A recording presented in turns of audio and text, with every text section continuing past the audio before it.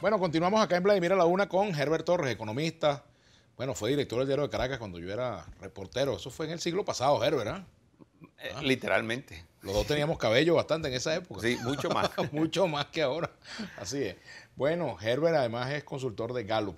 Y fuiste presidente del Fondo de Inversiones de Venezuela, ministro presidente del Fondo de Inversiones de Venezuela durante el segundo gobierno de Pérez, ¿no? Sí, estuve a cargo de las privatizaciones, Ujú.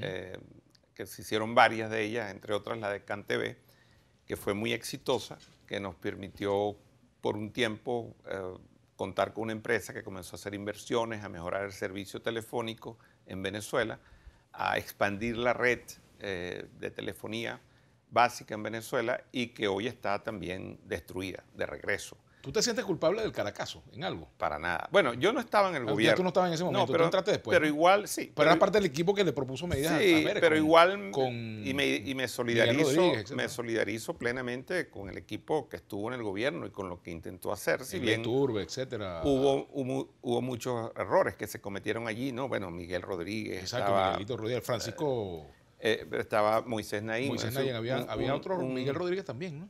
Miguel Rodríguez, Ujú. por supuesto. Bueno, Había dos. sí, Miguel Rodríguez Mendoza y Sí, Miguel Rodríguez Fandeo. Fandeo, sí. El programa de privatización era un componente, fue un componente importante de ese programa y se trataba pues de atacar, de resolver el tema de una gran cantidad de empresas públicas ineficientes que estaban perdiendo muchísimo dinero, que no prestaban buena calidad de servicios. Ahora, Eso está pasando ahora también. bueno, lo que está pasando, lo que pasaba entonces, palidece respecto a lo que está pasando ahora. Ahora lo que tenemos es un cementerio de empresas públicas.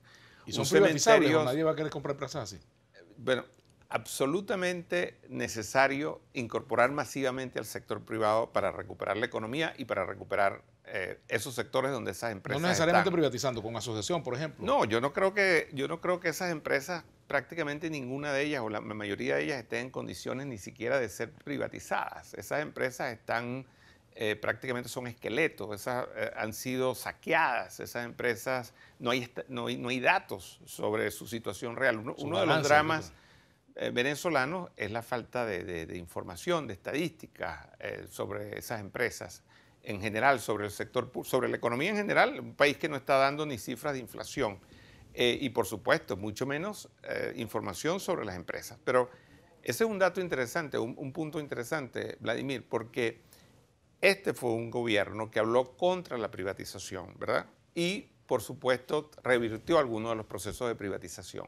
Y de hecho ha inducido a lo que yo llamo una privatización perversa del país, de la economía. ¿Qué es privatización perversa? Que al final la gente ha tenido que buscar por sus propios medios, proveerse por sus propios medios cualquier servicio que requiera. Es decir, la provisión pública de servicios ha desaparecido. Si alguien necesita un hospital, tiene que conseguirse sus medicinas. Si no se las consigue, paga con la vida. La gente tiene que proveerse su propia seguridad. Si no puede proveerse su propia seguridad, es víctima, también paga con su vida. La gente, fíjate este fenómeno que está pasando con las empresas públicas de nuevo. Se ha desarrollado una especie de paralelismo en general, en donde alrededor de las empresas públicas hay gente que te está ofreciendo los servicios que las empresas públicas ofrecen, pero cobrando Los gestores, por ejemplo. gestores, etcétera. O gente que va y te hace una reparación con algunas veces con equipos, con implementos de las propias empresas. Por los cuales tú pagas impuestos porque son empresas del Estado. Así es. Entonces, hay una situación, por eso digo, ¿no? Bueno, eso es como, por ejemplo, los policías que cuidan a las panaderías o a los supermercados. Claro, eso se ha generalizado en la economía venezolana, un proceso de informalización, de pérdida de eficiencia, de productividad, de desorganización. ¿Qué hace? Por supuesto, que esas empresas prácticamente muchas de ellas sean insalvables, insalvables. Y esa es la paradoja de este régimen, de este gobierno que habló contra la privatización. Y por un lado produjo una privatización perversa porque la gente se tiene que proveer por sus propios medios de prácticamente todos los servicios, pagar extra por fuera por un servicio de CanTV, pagar extra por fuera porque le conecten. Pero si no hubiera guerra económica, eso no ocurriría, Herbert. Bueno, ese es el argumento falaz y que yo creo que nadie cree, o muy poca gente cree, por supuesto, que maneja el gobierno. La guerra económica única que ha ocurrido aquí es la que ha hecho el gobierno contra el sector privado, el gobierno contra la economía y que ahora está haciendo contra los trabajadores. Que por cierto, hay muchos trabajadores para los cuales ya no tiene sentido ni trabajar. Tú sabes que me decía un dirigente empieza, sindical de la electricidad, sí, que de la empresa eléctrica, de la corporación eléctrica, se han ido, de los 40.000, se han ido alrededor de 10.000 trabajadores.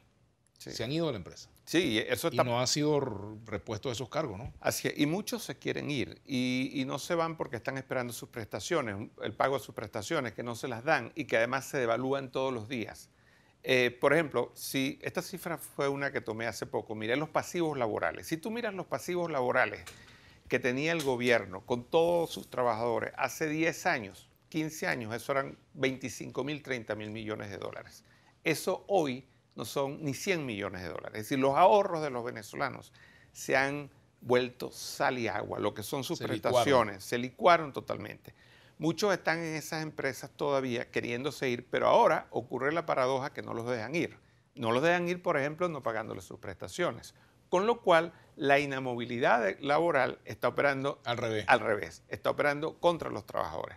Por eso es que al final, últimamente, toda esta gestión, que supuestamente era para proteger las empresas públicas de intereses privados, de la privatización, ha terminado, las ha destruido o va a forzar, obliga a que o el sector privado se encarga de ellas o no hay quien se encargue de ellas. Y lo mismo ocurre con los trabajadores venezolanos, que han visto desaparecer totalmente su salario. La verdad es que, como sabemos, ya hay gente que está considerando si vale la pena ir al trabajo, porque lo que ganan en esos trabajos, en muchos casos, ni siquiera les sirve para pagar el transporte. Y hay casos, ¿no? Además de los problemas de efectivo, que por cierto es insólito. Esta es la primera y única hiperinflación en el mundo. Sin efectivo. Sin efectivo. Allí sí hay innovación. Innovación del socialismo del siglo XXI. Miseria con tecnología. Hiperinflación sin efectivo.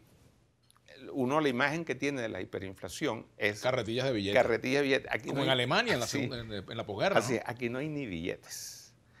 De manera tal que podemos hablar, sí, innovación. Esa es la innovación.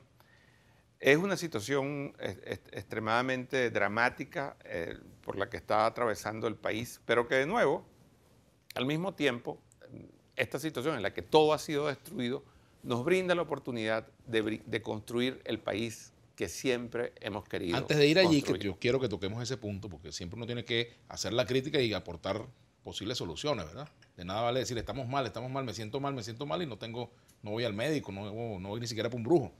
Entonces, fíjate, Herbert, me gustaría hablar sobre el Petro, sobre el nuevo DICOM, estas opciones que el gobierno está manejando, hasta qué punto le pueden dar a la administración Maduro la capacidad de gerenciar la crisis y de encontrar un vericueto por el cual tomar oxígeno. Y que la población y la economía lleguen a tomar oxígeno otra vez, o sea, que puedan verse alguna señal de que, bueno, hay un rayito de sol por allí. Sí, yo creo que muy poco oxígeno le pueden dar estas medidas. Son jugadas de corto plazo, de muy poco aliento. Por ejemplo, la unificación, la desaparición de los tipos de cambio variable de 10 bolívares. Sí, por un tiempo frena el ascenso del dólar paralelo, lo puede hacer por un tiempo muy breve, pero el problema es que no hay dólares al final y existe control cambiario y una administración de las divisas absolutamente, ¿cómo se diría?, sujeta a la decisión de un gobierno, no a las reglas de la economía. Discrecional. Totalmente discrecional, muy llena de corrupción. Eso, por lo tanto, ese aliento es de muy corto plazo. Lo mismo que el petro. Esa es una moneda con la que nadie va a hacer operaciones. Ningún actor internacional, ninguna empresa medianamente seria, importante para Venezuela, va a empezar a hacer operaciones en petro. Por lo tanto, eso no pasan de ser anuncios, como pueden ser en su momento el anuncio de la nacionalización o estatización de la banca, que puede en este caso generarle a las bases cada vez más reducidas que apoyan al gobierno alguna ilusión de que las cosas van a cambiar, pero inmediatamente las cosas empeoran. Cuando tú tomas medidas que no son soluciones reales a los problemas, ese alivio se te revierte. Ese alivio viene contra ti en forma de una situación aún peor, porque estamos perdiendo tiempo. Hemos perdido demasiado tiempo. Cuando tú tomas una vía alterna, que no es una vía correcta, pierdes tiempo, tienes un costo enorme en asumir una recuperación real, más profunda de la economía. De manera tal que yo no veo ninguna posibilidad para que este régimen, lo que existe hoy, gobernando a Venezuela, que uno no sabe bien cómo llamarlo, si llamarlo régimen o llamarlo dictadura, porque a veces esos términos son hasta muy benévolos, en el sentido de que te remiten a la idea de algo organizado, estructurado, y esto más bien yo lo asocio a bandas.